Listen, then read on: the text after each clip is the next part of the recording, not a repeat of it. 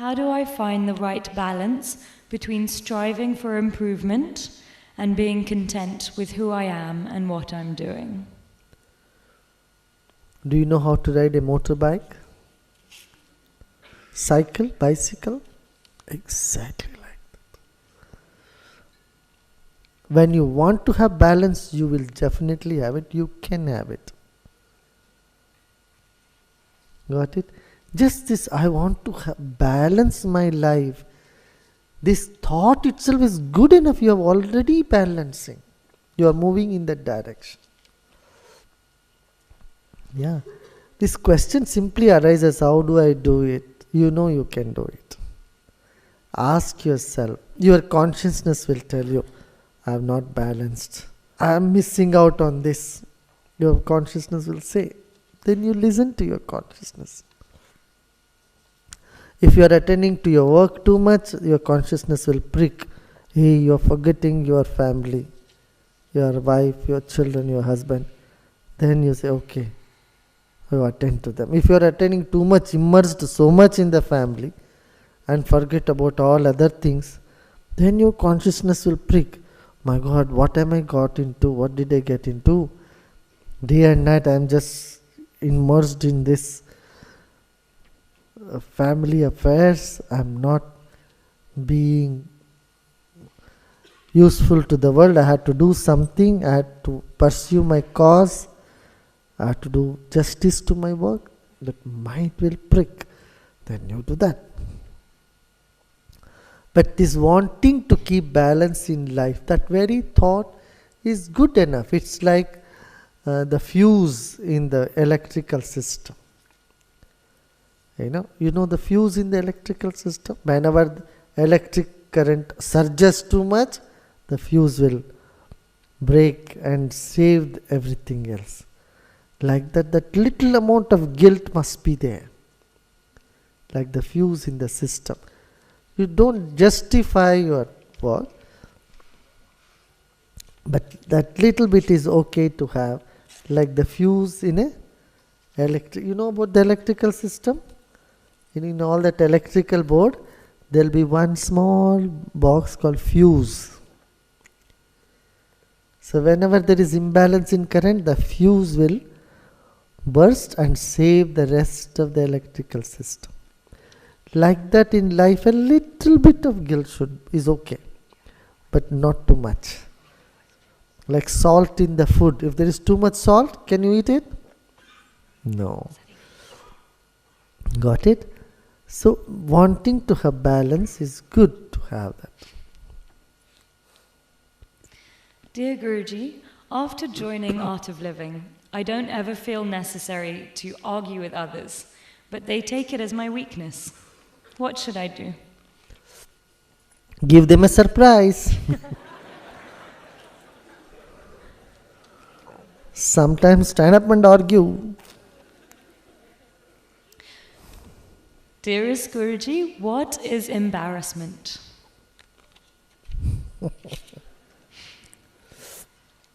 Do I have to tell you what is embarrassment?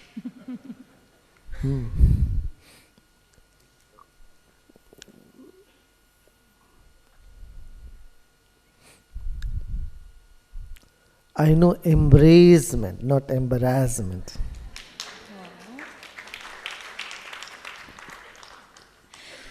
Could you please talk about how one creates his own... If you can embrace the embarrassment,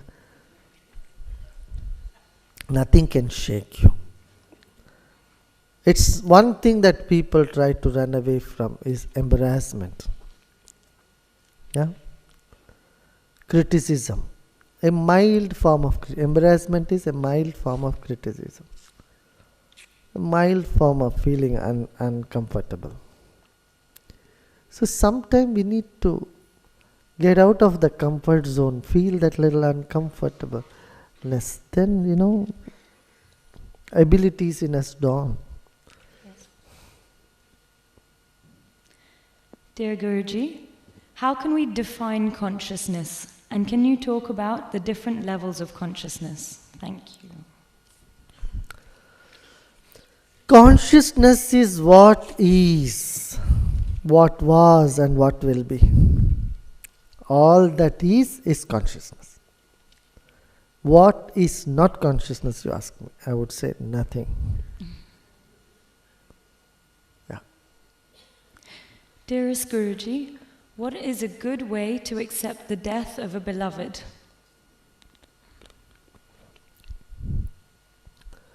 Time will take its own course. Don't try to accept or do anything. If that pinch is there, it is there. It will go away. Just notice as the time moves. Time is the biggest healer. It just takes you further. And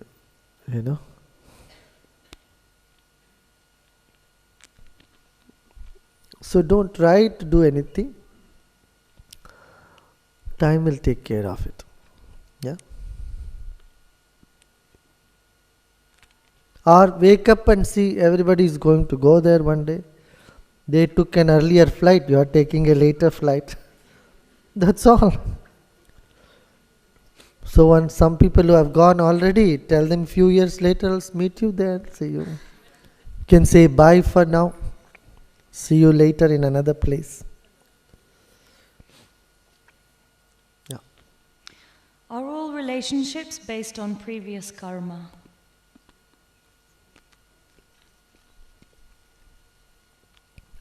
Yeah. It does. Sometimes the souls, you don't see it, but I see it. Some soul want to come into the world, it picks up one man and picks up another lady and then creates such an attraction between them. They come closer, the moment they have the first child, suddenly all the love disappears between them. How many of you have seen such thing happening? How many of you have seen this happening?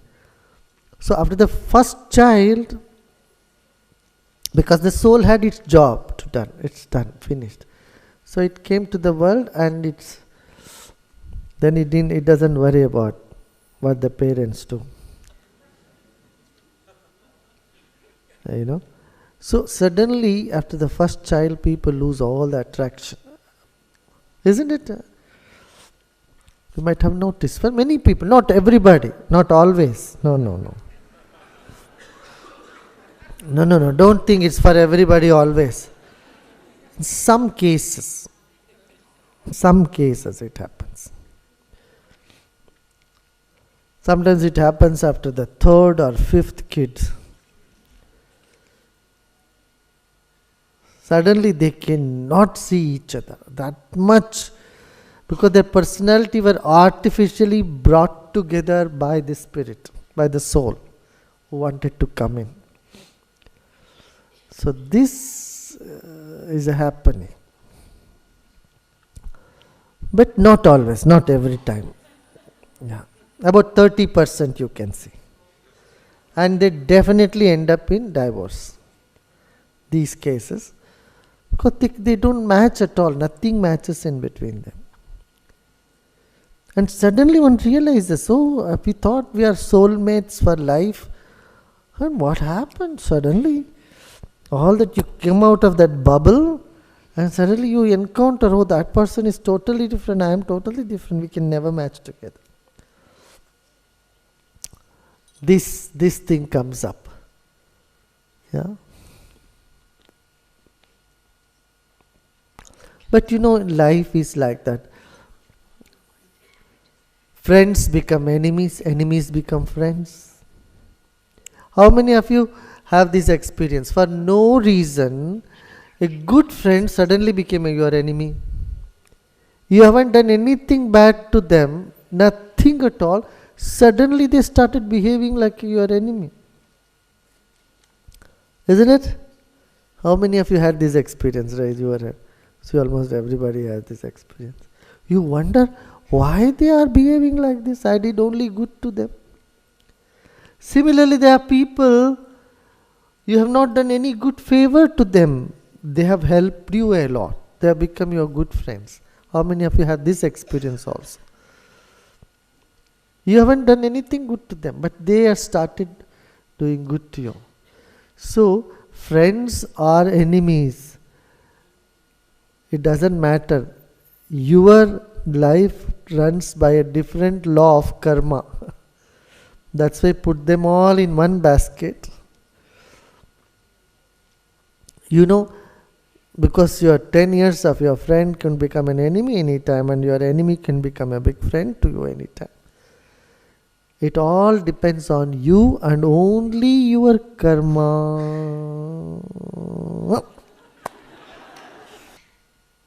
Dearest Guruji, what is the best way to make you happy?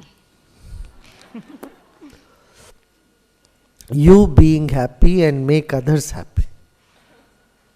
You don't have to try to make me happy. I am anyway happy. But I will be more happy if you can help others. Not just happiness means not giving them a party or giving them some gifts, but giving them knowledge. Making them very strong.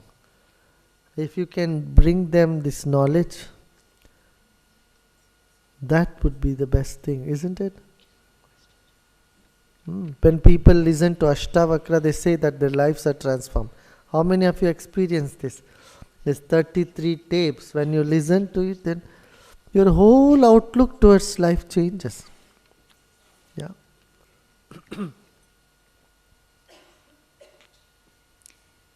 Dear Guruji, it would be wonderful to have our children grow up happily in this sometimes difficult world. What can we give them beside lots of love when they're still too young for meditation?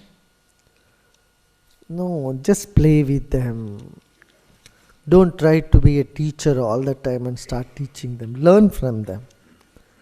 Respect them, learn from them. Just play with them. Don't get too serious with kids.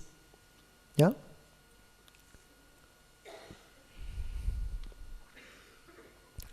I remember when I was a child, when my father would come home in the evening, 7 o'clock, he would leave in the morning, 8 o'clock, come in the night, 7 o'clock. As soon as he comes home, he would just clap. My mother was very strict. She was always being very strict. My father would just clap and just make everybody laugh. He would just make everyone laugh before we all go for dinner. Everybody has to sit together and eat. So before that, he would simply clap, try to tickle you and clap and chase everybody around in the house. 7, 8 people, everyone should laugh before we would sit for food. The children should be, always don't go on teaching them always. Just celebrate with them, play with them, sing with them. This is the best thing. Otherwise, you always take a stick and say, don't do this, don't do that, don't do da. That is no good. I feel you should play with them more. And then you can tell them stories sometime. We used to hear a lot of nice stories. Every day one story. So it's good to bring up children that way, with values. If you tell them nice, interesting stories, they will not just glue themselves to the television and sit there all the time. It's good that parents sit with children and tell them a story, and give them a moral. That quality time of 1 hour, even if you spend, or half an hour you spend with your kids, is good enough.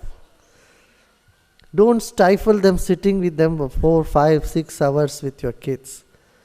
The quality time, 45 minutes, 1 hour you spend with your kids, should be very interesting. They should look for that time to sit with you and listen to story. So that human touch is needed. Today children, from the morning they wake up, they sit like this, non-participatory witness in front of the screen. Children sit in front of the television, they go on surfing the channels, and then mother comes, hey, come for food, come for breakfast, come for, and then they just don't move. Sometimes mother has to bring their breakfast in front of the television. This type of culture is no good. Not more than 1 hour of TV should be shown to children. You should limit that time. Otherwise, children have this attention deficiency syndrome. The brain gets so bombarded with all these images, it fails to register anything else. We cannot attend to anything. Dear Guruji, I have no family.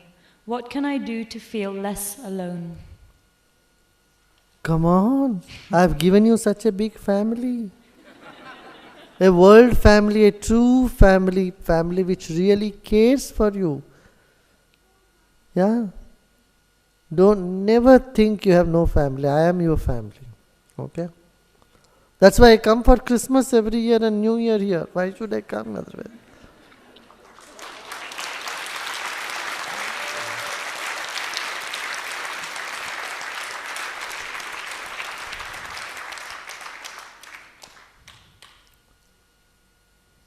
Yeah. Is creative expression necessary for everybody? Don't worry about everybody. You want to be creative? I think you better be. It's good.